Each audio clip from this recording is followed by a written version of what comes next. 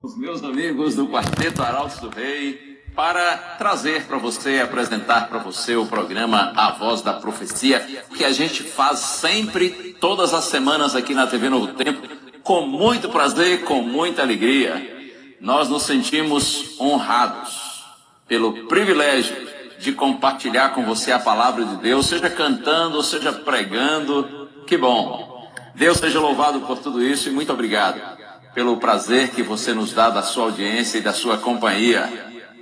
E como sempre, desejando muitas bênçãos do céu sobre você e sobre a sua querida família. Não sei como é que estão as coisas por aí, se você está vivendo assim, no mar de rosas.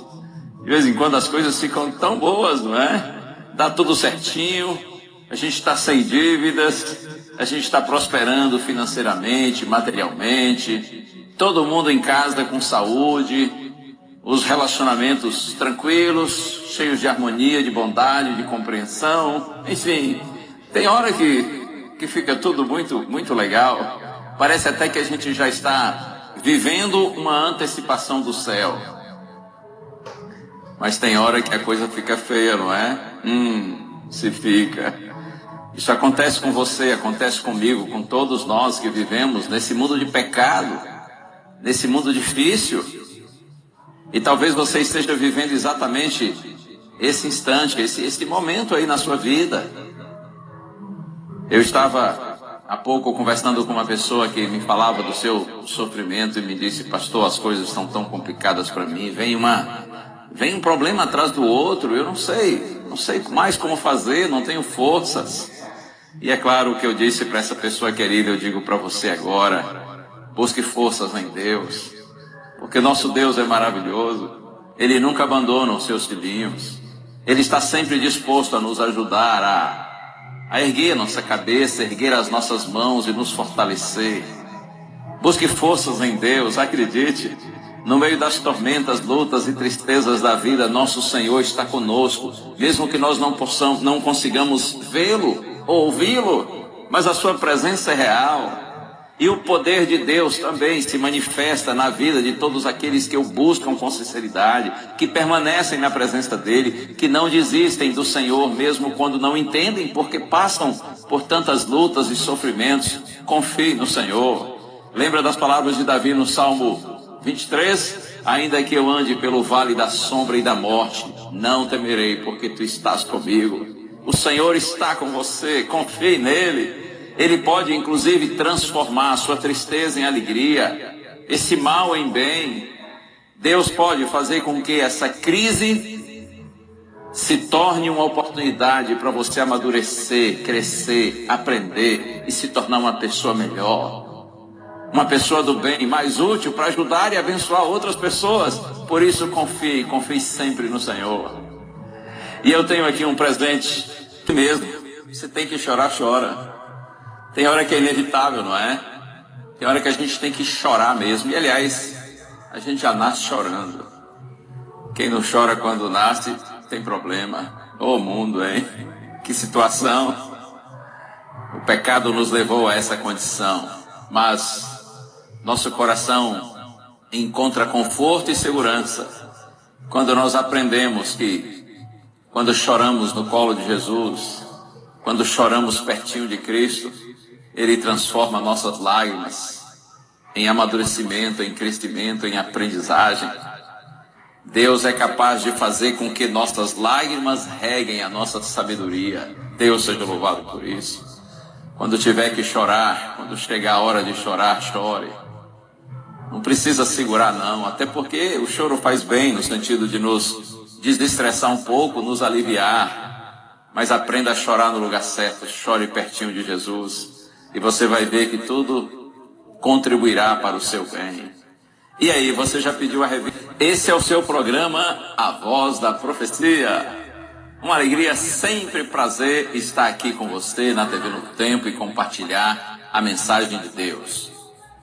Estamos no programa exatamente nesse momento, quando nós refletimos no tema bíblico escolhido para esse instante. Eu desejo de todo o meu coração Que essa mensagem, ainda que seja simples, de alguma maneira possa ser luz e bênção de Deus na sua vida. Mas antes vamos orar, porque quem nos ilumina e nos orienta é o nosso Senhor. Pense em Deus comigo. Pai querido, estamos aqui nas tuas mãos, Senhor. E nós nos propomos hoje a pensarmos num tema intrigante, muitas vezes difícil para a nossa compreensão. Por isso eu peço, Pai, a luz do Teu Espírito sobre mim e sobre todos que estão orando comigo agora, para que nós compreendamos dessa mensagem e que Tua palavra conforte e oriente o nosso coração. É a nossa prece em nome de Jesus. Amém. Amém. Quanto sofrimento há nesse mundo, não é verdade? Tragédias ocorrem frequentemente. Algumas dessas tragédias são decorrentes de guerras. Incrível, não é? Em pleno século XXI,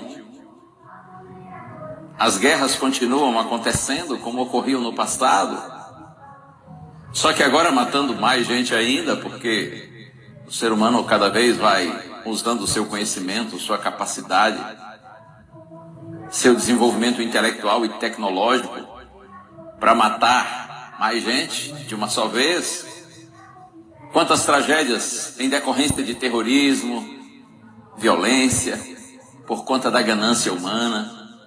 Outras tragédias ocorrem por causas naturais, inundações, terremotos, incêndios e tantos problemas que a gente vê. Então são dezenas, centenas e até milhares de vidas perdidas num só momento. E aí uma pergunta frequente surge nesta hora: aonde está Deus? Por que Ele não socorreu? Por que Ele não colocou sua mão? E você já reparou que alguns só se lembram de Deus nessa hora, na hora da tragédia, para questioná-lo,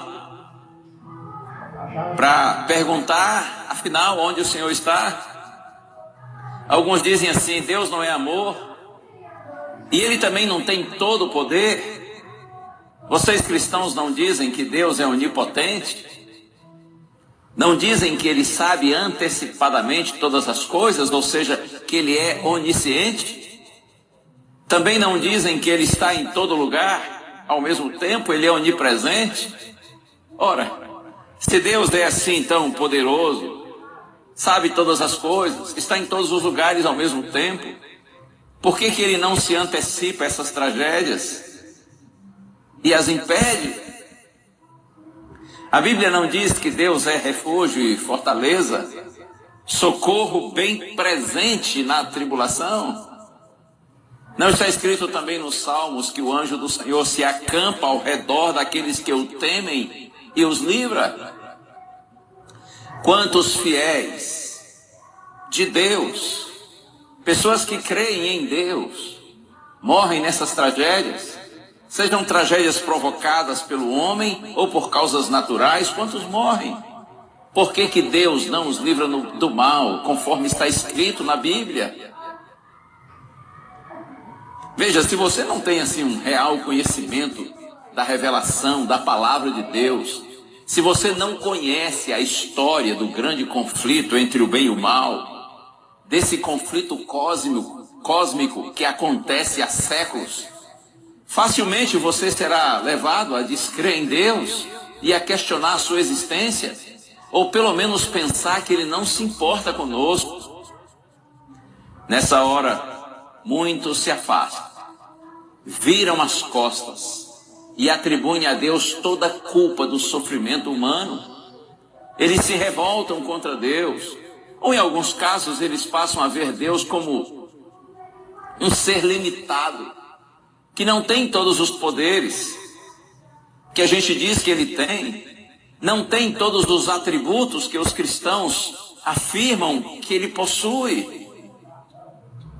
Há alguns anos foi feita uma pesquisa nos Estados Unidos e uma das perguntas era esta: se você pudesse fazer uma só pergunta para Deus, qual seria? Se você tivesse a oportunidade de estar diante de Deus e fazer uma pergunta só para Ele, qual seria a sua pergunta? A maioria disse: eu perguntaria a Deus por que o sofrimento existe no mundo. A questão é que o sofrimento alcança todos nós, de um jeito ou de outro. Em uma hora ou outra, todos nós sofremos. E você sabe que alguns líderes religiosos, mesmo dentro do cristianismo, que afirmam que o sofrimento não atinge os que são fiéis a Deus. Permita-me lhe dizer com todo respeito e sinceridade, isso é uma ilusão, isso é um engano. Quando alguém diz, ainda que esteja bem intencionado, ainda que esteja sendo sincero, mas está sinceramente equivocado, quando diz que sofrimentos não atingem os que são fiéis a Deus, isso é ilusão, isso é engano. Jesus nunca prometeu vida fácil para os seus seguidores. Jesus nunca disse que os seus discípulos teriam uma jornada serena e tranquila nesse mundo. Você conhece o texto de João 16, verso 33? Muitos sabem esse verso de cor. Se bem que normalmente a parte que a gente decora do verso é assim: no mundo tereis aflições. Mas o verso todo é assim, João 16, verso 33, Jesus disse: estas coisas eu lhes tenho dito, para que em mim vocês tenham paz. No mundo vocês terão aflições, mas tenham bom ânimo, eu venci o mundo. Ouviu bem? Repito, Jesus disse: estas coisas eu lhes tenho dito, para que em mim, disse Cristo, vocês tenham paz. No mundo vocês terão aflições, ou vocês passarão por aflições, mas tenham bom ânimo, ou tenham coragem, eu venci o mundo. Você compreende o que Jesus está dizendo com estas palavras? Em mim, paz, no mundo, aflições. Não se iludam com o mundo. Esse é um mundo de aflições. Mas aí Cristo nos conforta e diz assim: tenham bom ânimo, tenham coragem, não se desanimem, eu venci o mundo. Significa dizer que se você tem a paz de Cristo, apesar das aflições do mundo que são certas, você vai vencer, porque a paz de Cristo é maior do que as aflições do mundo. Jesus está dizendo: assim como eu venci, você também vai vencer, se a minha paz estiver no seu coração. Mas não se iluda pensando que a sua jornada será serena e tranquila, porque todos os seres humanos, descrentes e crentes, os ímpios que desprezam a Deus e sua graça, e os justos, aqueles que amam a Deus e procuram andar nos caminhos do Senhor, todos nós, seres humanos que vivemos nesse mundo de pecado e que somos pecadores, estamos sujeitos às aflições, os reveses, às adversidades desta vida. Mas permanece a pergunta: por que o sofrimento? Eu posso lhe dizer que nós não temos resposta completa, ou todas as respostas para os questionamentos humanos. Nós não somos Deus. Nós não sabemos tudo o que Ele sabe. E nós não conseguimos também ver tudo que Ele vê. Na primeira carta aos Coríntios, capítulo 13, no verso 12, esse também é um texto conhecido de Paulo. Paulo diz assim: agora vemos como num espelho, ou como em espelho, obscuramente. Mas um dia, Paulo diz, nós veremos como somos vistos. Conhecerei como também sou conhecido. Eu vou ler aqui no próprio texto para você. É a primeira carta de Paulo aos Coríntios, capítulo 13, no verso 12. Vou ler aqui para ficar bem correto conforme o texto diz. Olha: porque agora vemos como num espelho, de forma obscura, depois veremos face a face. Agora meu conhecimento é incompleto, depois conhecerei como também sou conhecido. Quando Paulo diz assim, agora nós vemos como num espelho, de forma obscura, é que nos dias de Paulo os espelhos não tinham uma imagem como os nossos de hoje, tão clara. Eram normalmente peças de metal polido, e a imagem ficava turva, ficava borrada. Por isso que ele diz, agora nós vemos como no espelho, de forma obscura. Depois veremos face a face. Ou seja, um dia nós teremos o privilégio de ver a Deus face a face, de encontrá-lo. Agora meu conhecimento é incompleto. O conhecimento aqui em relação às verdades eternas, em relação à revelação divina, o conhecimento a respeito de Deus, da nossa própria história, da história do grande conflito entre o bem e o mal. A nossa visão, por enquanto, o nosso conhecimento é incompleto.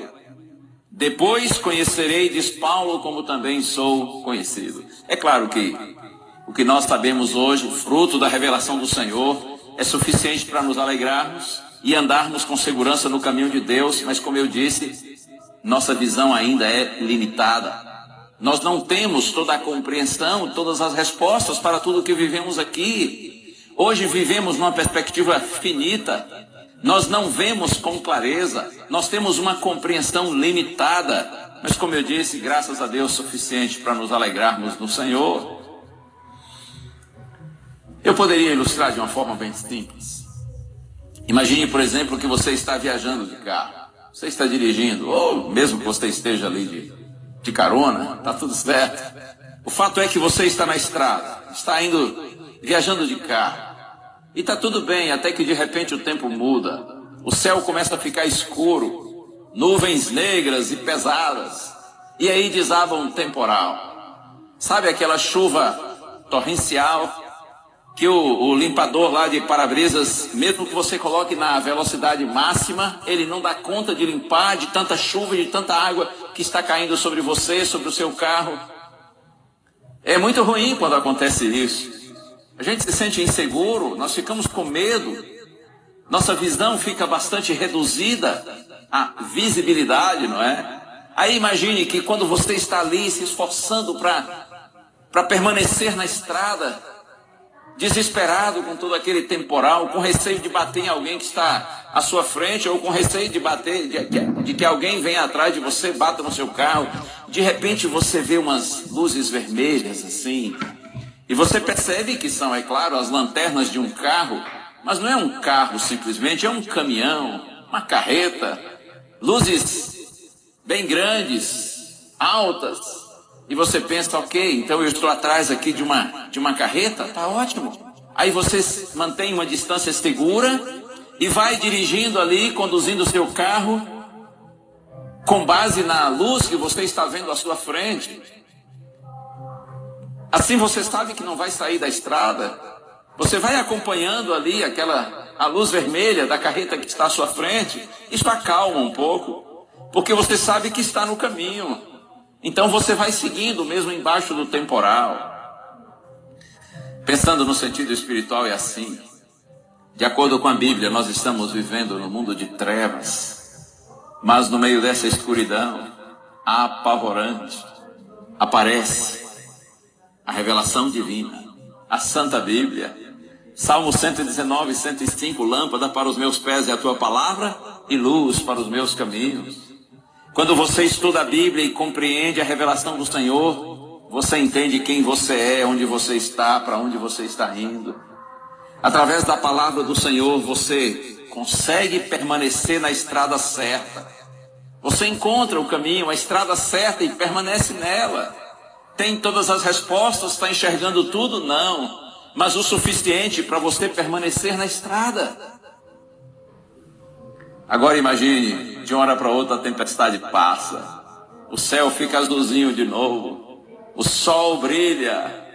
E você tem uma visão perfeita. Você agora está vendo não só a carreta que está à sua frente. Você está vendo além da carreta. Você está vendo a estrada toda. Você está vendo a sua direita, a sua esquerda. Você pode ver o que está para trás, o que ficou para trás. Você está vendo o que está lá na frente. A chuva passou. O sol brilhou. O céu está azulzinho. Agora você está vendo tudo. Ei, vai chegar um dia quando nós teremos um conhecimento além daquilo que nos foi revelado agora através da Santa Bíblia. Chegará o dia quando o conflito entre o bem e o mal vai terminar. Chegará o dia, como diz Paulo, quando nós conheceremos como também somos conhecidos. A partir do momento quando tivermos o privilégio de nos encontrarmos com o nosso Senhor face a face, você vai enxergar além da Bíblia. Você compreenderá muito mais sobre esse conflito que foi travado entre o bem e o mal. Você verá o quanto você foi amado todo o tempo, mesmo quando você não entendeu, porque Deus permitiu que certas coisas acontecessem. Ele estava todo o tempo trabalhando para o seu bem. O que a Bíblia fala a respeito dessa questão do sofrimento? Por que nós sofremos? De acordo com a palavra do Senhor, nós somos criaturas caídas, ou seja, separadas de Deus. Nós vivemos também num mundo caído, num mundo contaminado, corrompido pelo mal, pelo pecado. E lembre-se, o pecado leva à morte. Nós somos criados por Deus, segundo a Santa Bíblia, com livre arbítrio. Isso é, com liberdade para escolhermos. Mas nós escolhemos mal. Nós nos desviamos de Deus. Nos separamos do Senhor. Nós pecamos. Profeta Isaías capítulo 53, verso 6, lá está escrito assim: todos nós andávamos desgarrados como ovelhas, cada um se desviava pelo seu próprio caminho.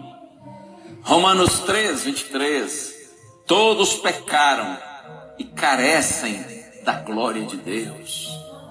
Isso que a Bíblia nos revela. Nós nos separamos do Senhor por nossa própria escolha, porque nós pecamos. O ato de desobediência começou com os nossos primeiros pais. Isso tem se perpetuado por toda a história da raça humana.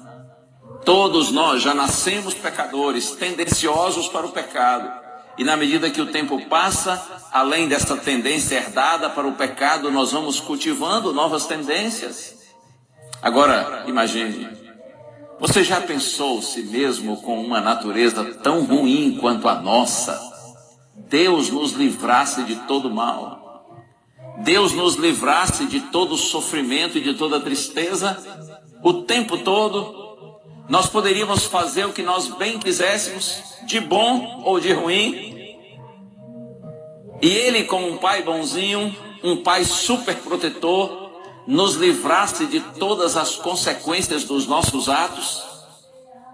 Ora, eu não tenho dúvida de que se Deus agisse dessa maneira, logo nós nos esqueceríamos de Deus, nós o ignoraríamos e nos tornaríamos cada vez mais arrogantes, mais independentes, mais autossuficientes. Nós seríamos cada vez mais egoístas, materialistas, insensíveis, individualistas, inconsequentes. Eu não tenho dúvida de que o sofrimento é um mal inevitável e necessário no contexto de seres marcados pelo pecado, como nós somos. Inevitável porque o pecado leva ao sofrimento e finalmente à morte. Necessário, como já disse, porque se nós, com esta natureza tão ruim que temos, por sermos pecadores, não sofrêssemos, Deus nos livrasse de tudo, você acha que nós nos tornaríamos pessoas melhores? Muito pelo contrário, nós seríamos cada vez piores. O sofrimento nos faz refletir que nós somos finitos, mortais. Nós não somos indestrutíveis. Nós não somos o centro do universo. O sofrimento nos faz pensar que há algo errado com esse mundo, que aqui não é um lugar seguro. Quando você sofre, a sua tendência é de buscar algo ou alguém que seja mais forte, maior, mais seguro. Que você tenha a sabedoria de no sofrimento buscar a Deus. Normalmente, nesses momentos mais tristes e difíceis da vida, nós repensamos nossos valores, nossos interesses, nossas prioridades. Você já percebeu que a gente aprende mais com o sofrimento, com as derrotas, do que com os momentos fáceis, do que com as vitórias? É assim. No sofrimento, como eu disse, nós temos a tendência de repensar nossos valores, nossos interesses, nossas prioridades. Muitos também, ao passarem por sofrimentos, melhoram seus relacionamentos. Muitas vezes o sofrimento desperta em nós empatia, solidariedade e gratidão. Oh, como isso acontece? Alguém que passa por um sofrimento tem muito mais condições de agir com empatia em relação ao outro que vê sofrendo. Quantas vezes o sofrimento desperta na humanidade um sentimento de solidariedade? E sendo abençoados no sofrimento, o nosso coração se abre para a gratidão, apesar da tristeza do problema que nós passamos. Eu quero ler um texto que julgo ser um dos textos chaves da Santa Bíblia. Está aqui na carta aos Romanos, capítulo 6, verso 23. Carta de Paulo aos Romanos, capítulo 6, verso 23. Ouça bem o que está escrito aqui. Porque o salário do pecado é a morte, mas o dom gratuito de Deus é a vida eterna em Cristo Jesus, nosso Senhor. Esse verso precisa estar marcado aí na sua Bíblia, se é que você ainda não marcou. Romanos capítulo 6, verso 23. O salário do pecado é a morte. Mas ainda bem que a história não para aí. Mas o dom gratuito de Deus, ou seja, o presente de Deus, é a vida eterna em Jesus Cristo, nosso Senhor. Todos os pecadores morrem. O salário do pecado é a morte. Salário, você sabe, é recompensa, é pagamento. Você trabalha, por exemplo, todo mês numa firma e no final do mês você recebe seu salário. O seu patrão não está lhe dando um salário, ele está pagando o seu salário. Porque o salário é sua recompensa, é o seu pagamento, é o seu merecimento. Quando Paulo diz que o salário do pecado é a morte, ele está dizendo o que nós merecemos. Por conta dos nossos pecados é a morte. Porque, como já disse, a morte nos separa de Deus, que é a fonte. Aliás, o pecado nos separa de Deus, que é a fonte da vida. O salário do pecado é a morte. Todos os pecadores morrem. Uns morrem muito cedo, ainda na infância. Outros na juventude, outros na idade adulta. Outros chegam a ficar idosos. Mas todos morrem. Uns morrem por conta de uma enfermidade, outros no acidente, outros talvez vítimas de violência, ou pela própria velhice.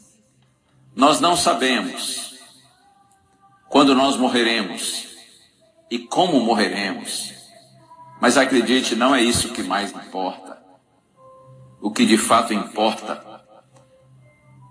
não é quando ou como você vai morrer. O que importa é se você vai morrer salvo ou perdido. Ou seja, se você vai morrer com Cristo ou sem Cristo. A cruz é a grande prova de que Deus nos ama, de que Ele conhece nossa dor. Deus sabe o que é a dor de perder um filho. Eu estou falando agora para alguém que tem sofrido. Claro que eu estou. Eu sei que estou. Sempre há alguém que acompanha as nossas mensagens daqui na Novo Tempo, buscando um conforto de Deus, por estar passando por um momento difícil. Está doendo aí? Saiba que Deus, Ele é tão real quanto a sua dor. Muitos perguntam aonde está Deus quando tragédias acontecem e muitos dos seus filhos morrem. Onde está Deus quando o seu povo sofre? Oh, meu amigo, minha amiga, conhecendo a revelação bíblica e a história do grande conflito que está sendo travado entre o bem e o mal, eu posso lhe dizer, Deus está no mesmo lugar de onde Ele viu seu próprio filho agonizando e não interferiu. Tudo isso para que um dia nossos queridos que nós perdemos para a morte possam voltar para nós com um corpo novo, perfeito e glorificado, e juntos nós podermos desfrutar a vida eterna. como resultado do conhecimento, da revelação divina e da experiência com Deus. Apesar das lutas desta vida, nós precisamos avançar com fé. O Senhor está com você, o Senhor está comigo, Ele não está nos deixando, Ele não nos abandonou, Ele está sempre ao nosso lado. Eu quero ler o texto que está aqui na segunda carta aos Coríntios, capítulo 4. Segunda carta aos Coríntios, capítulo 4, versos 8 e 9. Ouça bem o que está escrito. Em tudo somos atribulados, porém não angustiados. Ficamos perplexos, porém não desanimados. Somos perseguidos, porém não abandonados. Somos derrubados, porém não destruídos. Não se iluda. Tribulações existem nesse mundo. Por isso Paulo diz, em tudo somos atribulados, porém não angustiados. Porque a paz de Deus está em nosso coração. Ficamos perplexos, porém não desanimados. É verdade que nós não temos resposta para tudo, mas nem por isso nós nos desanimamos. Somos perseguidos, porém não abandonados. Ainda que muitos nos desprezem, até nos persigam por conta da nossa fé, nós sabemos com quem estamos seguindo, quem é o nosso líder, o nosso guia. Somos derrubados, porém não destruídos. Ainda que em algum momento você se sinta abatido, você não está derrotado, porque o Senhor é contigo. Em algum momento é claro que nós iremos perguntar, por que, Senhor? Não há nenhum problema em fazer esta pergunta. Deus entende nossa dor e nossas limitações. Você se lembra que até Jesus na cruz também perguntou, quando estava ali agonizando, Deus meu, por que me desamparaste? Não há nenhum problema em você perguntar por que, Senhor. Mas eu lhe digo, o melhor é perguntar, o que, Senhor? O que eu preciso aprender com tudo isso que estou vivendo? O que o Senhor quer que eu faça? É a fé que nos faz enxergar Deus ao nosso lado nos momentos difíceis. A fé nos assegura que Deus existe. Apesar do caos presente aqui nesse mundo de pecado, a fé nos assegura que o sofrimento não durará para sempre. A fé nos assegura que o mal não terá a palavra final. Quem tem fé enxerga a vida numa perspectiva de confiança, de esperança. Quem tem fé não se revolta e não é dominado pelo medo. Oh, bendito seja o Senhor. Um dos frutos da fé, da confiança, é a paz. A paz de Deus, como diz o apóstolo Paulo, que excede todo entendimento.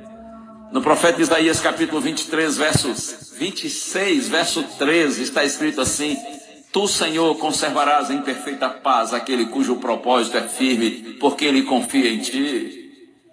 Aí vem Jesus e diz assim para a gente, João 14, 27, deixo com vocês a minha paz eu lhes dou. Não lhes dou como o mundo a dá, que o coração de vocês, diz Jesus, não fique angustiado, nem com medo. Glorificado seja o nome do Senhor. Que a paz do céu esteja em seu coração hoje e sempre, por todos os dias da sua vida. E lembre-se, essa paz é fruto da sua confiança em Deus. É a confiança no Senhor que nos faz olhar para o futuro sem medo. Porque ainda que não tenhamos hoje todas as respostas, um dia nós veremos nosso Senhor. Um dia o conflito vai acabar. Todas as respostas virão. E melhor ainda, Deus enxugará dos nossos olhos toda lágrima. Deus te abençoe. O quarteto já está pronto para cantar. E a música tem tudo a ver com o tema de hoje. Ouça agora. Eu gosto de toda essa canção, mas especialmente da parte que diz assim: embora eu não consiga compreender, em tua mão sempre confiarei. Isso é forte, isso é real. Você e eu precisamos viver isso, embora eu não consiga compreender, em tua mão sempre confiarei. Deus tem o controle da história nas suas mãos e Ele cuida de cada um de nós. Mesmo que nós não tenhamos hoje uma visão e uma compreensão completas a respeito disso, nosso futuro está nas mãos de Deus. Eu me lembro do texto de Daniel capítulo 2, quando o profeta Daniel é levado à presença do rei Nabucodonosor da Babilônia. E o rei Nabucodonosor diz assim: você sabe interpretar sonhos? Daniel diz assim: não, eu não sei.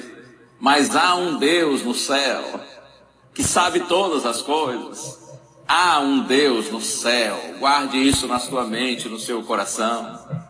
Posso citar para você também em Jó, no capítulo 42, quando depois de passar por muito sofrimento, conversando com Deus, Jó diz assim: Senhor, eu bem sei que tudo podes e nenhum dos teus planos pode ser frustrado. Ou, acredite, os planos do Senhor se realizarão, porque Ele é Deus, Ele está acima de tudo e de todos. Estamos vivendo aqui uma intercorrência, um momento adverso, mas não se engane, Deus continua no controle da história. Há um Deus no céu, Ele tudo pode, nenhum dos seus planos pode ser frustrado. E eu quero terminar com o Salmo 138, verso 8, que eu tenho sempre guardado no meu coração. Está escrito assim: o que a mim me concerne, o Senhor levará a bom termo. Ou então, o que diz respeito a mim, o Senhor levará a bom termo. Davi está dizendo: o Senhor cumprirá os seus propósitos na minha vida. É isso que significa.